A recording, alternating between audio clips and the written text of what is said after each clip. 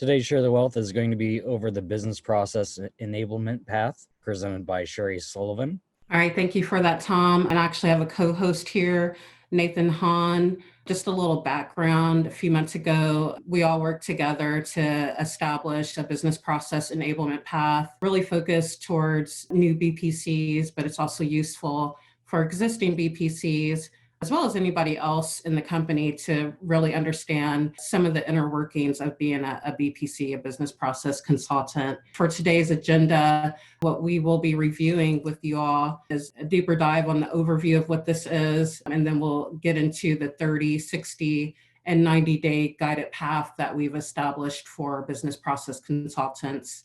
We'll have a quick summary, and there's a link to where this information is and no space, and then we'll take any questions or answers that you may have. So with that, Nathan, did you want to start with the 30-day? I can take either one. So my name is Nate Hahn. I'm one of the senior engagement managers on the Faircode side and been working with ServiceNow for a while. So, when I was talking to Sherry and Nick about this, we felt very strongly that this is one of the pivotal roles on any engagement team, unless it's a staff augmentation, there's one person at the customer site, but most of our projects, we have matrix teams and there's a BPC involved in most cases. And it is a very critical role. So we felt it was important to lay out kind of an enablement path so they, especially for maybe a more junior business process consultants and analysts that are kind of still learning, the really seasoned ones, they can probably come in and lead a workshop with no issues. But, the enablement path basically just tells you for a GlideFast and Faircode, what are some of the steps you need to take just to make sure that you have access to all the knowledge and collateral and things that can help you get up to speed quickly, right? So that's always the difficult part with, joining any company is just figuring out what the important things are to learn right away to be effective and productive. So that's really kind of this overview. And we decided to write a KB article and has links to various other KB articles. And, so the 30 days is the first 30 days that you join GlideFast or, Faircode. We really work as one team across the two companies. The only difference is at Faircode, we have, facility clearance for cleared people. But essentially, we do work very commonly in matrix teams together, right? But the 30 days is, some of these are pretty obvious. You have to fill out your H-roll benefits paperwork. And then if you're on Faircode side, you have to ensure that you get your clearance checked in with our FSO, Katie Holmes. And then, of course, you want to start taking any required training, right, for the HR materials and also any GlideFast or Faircode specific training that's been outlined for you. And we do have some links in this KB article for some of the training that we're recommending. And then obviously you want to prepare your laptop for client delivery and review, where some of the key sites, internal sites are, the Google Drives, the Slack channels, and so on. So those things will help you get productive quickly. Awesome. Just to add on to the 30-day path, not only are there links to additional KB articles that help support BPCs, there's also external links to additional resources. Not sure if all the BPCs are aware, but ServiceNow on the Now Learning site actually now has a business process consultant learning path. So there is training out there from ServiceNow for BPCs. Again, I would encourage not only the BPCs to take a look at that, but maybe if you're a project manager or engagement manager, or even a technical resource, to really understand the role that the BPC plays or should be playing in our projects and workshops. And then that way, we can all ensure we're working together towards ServiceNow best practices. Thank you, Nate, for the 30-day. It really is at a high level, getting that new BPC situated into the company. So when we move into the 60 days, and just as a note that we're expecting that, by the 30 days, you finish all the tasks that are laid out. For the 60-day, we're looking at by the end of the 60 days, you've completed all the proposed tasks. So with that, during the 60-day guided path, you really want to focus in on those functional areas and skill sets that a BPC should have. Process is a key word. So we expect that you understand how to do process mapping, you understand some of the baseline functionality of ServiceNow to be able to understand how we turn a process into a workflow. You also have basic skills with requirements gathering. So you're familiar with some of the different techniques around gathering requirements, whether that be like a survey or, reviewing existing artifacts. Additionally, for the 60-day guided path, BPC should be honing in, understanding who their audience is, right? You don't want to get too, not that we would expect BPCs to be too technical, but you want to try to focus the conversation in for that audience so that you don't lose their interest and you get the information out of them that you need. Again, you should be familiar with not only process mapping, but also some of the frameworks and methodologies that we as Farracode and GlideFast employ, as well as anything that ServiceNow may champion, such as Agile and Scrum, along the lines of requirements gathering, making sure you understand how to ask those leading questions and making sure that you're listening oftentimes more than you are talking to make sure that you're understanding and hearing those pain points that the customer may be relaying to us so that we can incorporate that into what their desired process may be. Oh, wait, Sherry, can I add something real quick? Of course, yeah, jump on in. Since we have this pandemic going on, having on-site in-person meetings is going to be nearly impossible at this point, right? And customers generally don't want that right now anyway. So, your vast majority of meetings will be virtual, but doesn't mean that you don't have tools to do the task-based Kanban boards, where they use, little stickies, but they have equivalents inside Zoom and other tools that will allow you to do the same thing. So you still want to use your same methodology, but just in a different way. So don't forget about that even though we're doing virtual workshops, you can still gather requirements in a very similar fashion as you did before. Yeah, and to add to that, Nate and I did a on the air webinar recently regarding BPCs and virtual workshops. So that we'll add the link to the YouTube video to the KB article. And then there's additional information and guidance for remote workshops. And then a little bit of promotion here. There'll be another Share the Wealth on August 21st that does a deeper dive on conducting as well as participating in remote workshops. So thanks for mentioning that, Nate. Yeah, no problem.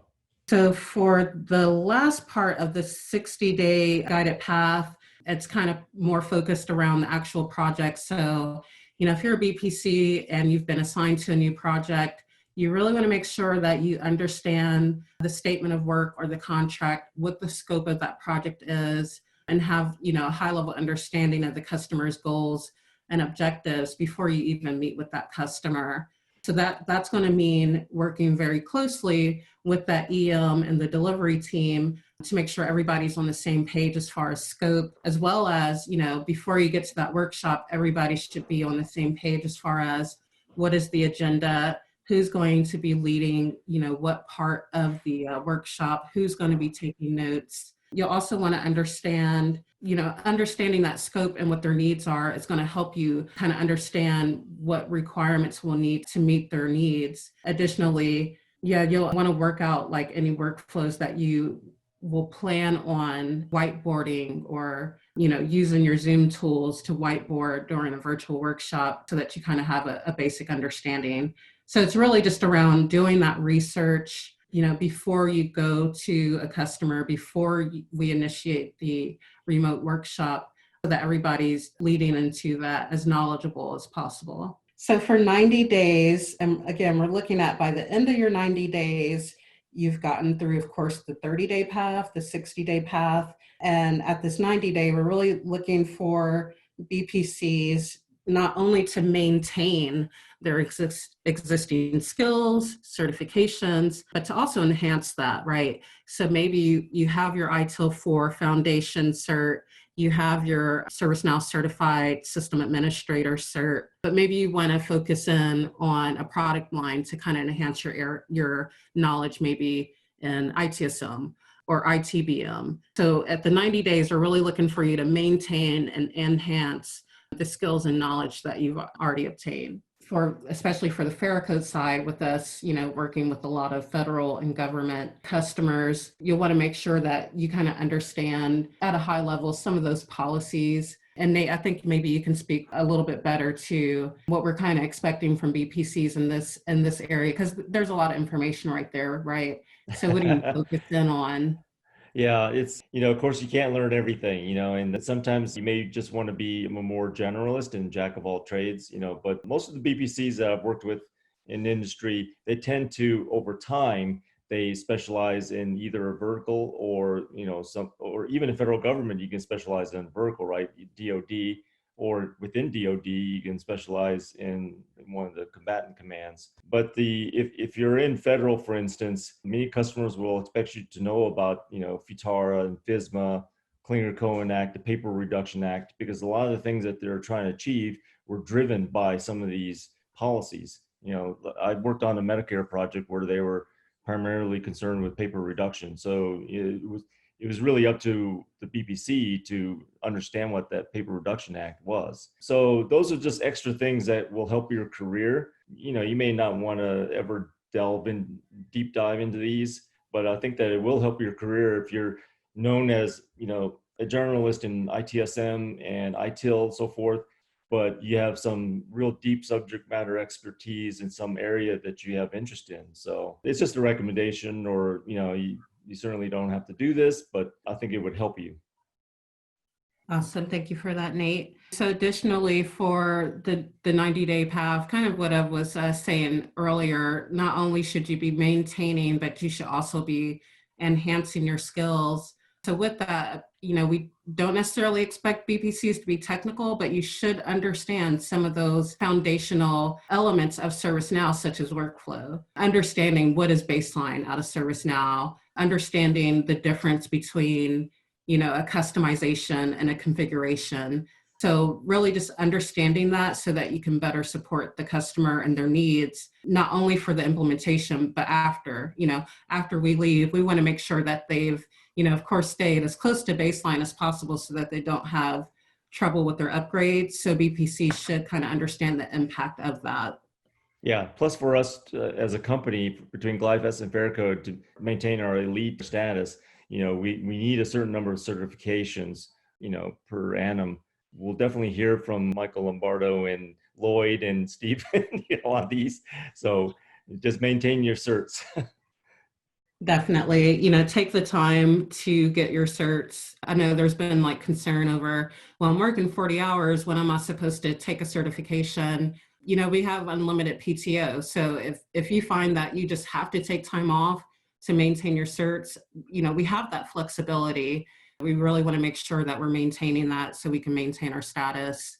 Then just to further discuss understanding your audience, that helps when we're discussing the workflows as far as assignment groups and roles and security. So you'll definitely want to make sure you enhance your knowledge of ServiceNow platform ability to create those groups, make the roles, so that you understand when you're talking to your audience how to, if you have a workflow, maybe you're diagramming that process using swim lanes to represent the different assignment groups and roles, so that that information can get translated and make those user stories very useful for the developers to actually develop to.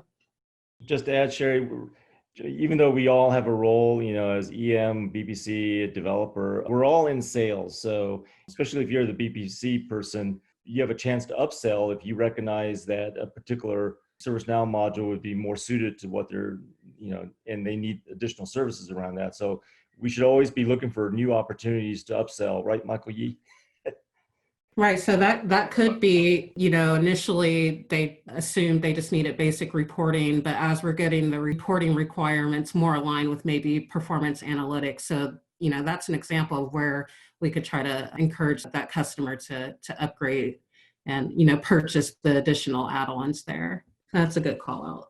I also want to, it's not in here, but another upsell, right, is training. We want to try to maximize our training department, put those guys to work. So just keep in mind that we do offer customized training. So if you see that, especially with government customers, that they have a very heavily customized solution, that we should be trying to push to, sell them customized training to go along with that customized solution, just because some of the basic ServiceNow trainings may not really relate to that customer base. So to kind of summarize this, the 30, 60, and 90, we're really looking at that first 30 days for the BPCs to get started. Then that first 60, they're really gaining context around not only internal things, but the customer, the ServiceNow, as well as any additional frameworks or methodologies that we're using to deliver our services. And then 90 days and beyond, it's about maintaining and enhancing. Nate, did you have anything to add to kind of summarize the business process enablement path? Yeah, I mean, the enablement path is not just a start in, the type of thing. It's an ongoing evolution, and, we should all be trying to improve what we do, right, for the company and for ourselves. So it's continuous improvement, and we welcome any suggestions to our KB article. We try to test the links, every so often to make sure they're all working. But if you have any suggestions in terms of improving it, we greatly appreciate it, because, we're writing it not only for the junior BPC consultants, but, for everyone. So the more that we can, improve it, the better. Yeah, and then just a quick note, I'll say, disclaimer, it may or may not happen, but I know Shannon Vandiver, the VP of Quality and Performance, she's working with the steering committee to see if we can create a workflow for this so that, if a new BPC joins, they'll get tasked to complete some of the things within the enablement path. And then that way we can actually track whether or not, people are actually completing these steps. So for now, it's mostly guidance, really to help new BPCs come in and really have the tools and resources at their fingertips to be successful. So make sure you check out the KB article, check out the links. There's really great resources. Like I said, there's not only internal links to the KB, but also external links to things such as the business process training and now learning, as well as articles on like business process mapping. There's also a resource out there called the BABOK, or the Business Analysis Body of Knowledge, somewhat similar to the project management body of knowledge, that has a lot of great information as far as like different ways to gather requirements and things of that nature. So make sure you check out those resources. And like Nate said, if there's anything that you feel is missing or that you would like to add, or maybe something has gone, a link has died, just let us know. I think there's a way to provide feedback on those KB articles. So with that, Nate, if you don't have anything else, we can take questions. Of course. Just curious, how many out there have taken a look at this KB article? Didn't know it existed until now. Okay. Not yet. Okay. See, one person, Wilbur, I think Diane has looked at it. Yeah, I have as well. I liked it. It was very organized. It has the links up to date. So yeah, it was good. Thanks, Nate. And I know you wrote it. I don't know if somebody else added to it, but. Well, Sherry and I should collaborate on it. Thanks, Sherry. Yeah, it's a good article. It has a lot of information. I haven't completed every single thing on it, but it's a great starting point, especially when you're new to the BPC role here. So yeah, it was good. Awesome. We appreciate that feedback. So I know the slide deck says Fair Code, but it was a collaboration between Fair Code and GlideFast. So the KB article itself is not branded. But yeah, we really appreciate that. And Diana, if you find that, okay, the 60 days is way too aggressive, there's just too much, and, give us that feedback. We can look at breaking it down a little bit more. Yeah, I'll let you guys know. Just a quick question. Do you know, whether on your side or whether with Mark, during either whether it's goal setting or whether it's the reviews that we do on an annual or semi-annual basis, are we kind of using this kind of as a template? Because I think this would be a good, marker in the sand, for some of those discussions. Yeah, I think that's a great idea. We can definitely look at doing that. I think when I was talking to Shannon about how to modernize this, right? We kind of talked about, do we, create tasks and ServiceNow as a workflow? Do we put this in Paylocity? I would definitely say that if you're a manager, feel free to use this to set up goals for your direct reports. As far as a standard for goals, I don't know, but I can definitely get with Shannon and work with her to see where that could fit in. Yeah, that's kind of what they did at ServiceNow, Sherry, is they kind of automated this whole system. But, they have an army of developers over there at ServiceNow. Right. Yes, I think she's taken it to the steering committee. I just need to get an update from her on where we are with that, if that's something they want to move forward with as far as making it a task-based. Yeah, those are great suggestions, though. Great. Does anyone else have any additional questions or feedback?